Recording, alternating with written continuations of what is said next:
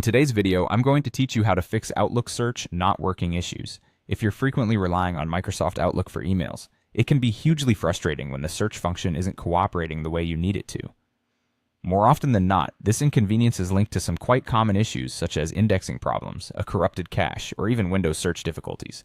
Not to worry though, because we're going to tackle some of the most effective solutions together right now. First up, let's try a quick fix by restarting Outlook.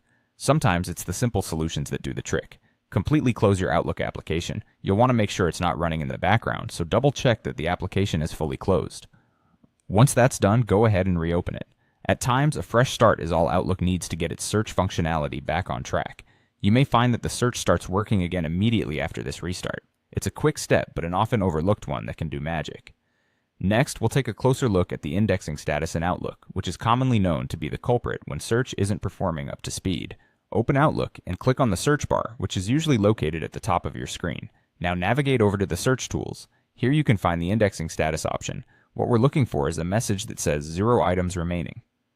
When you see this, it's a good sign and means that indexing is complete and everything should be working fine on that front. However, if the status indicates otherwise and shows that items are still being indexed, it's best to be patient and wait for the indexing process to finish. This can sometimes take a while depending on how much data needs to be sorted through, but once complete, your search function should become responsive again.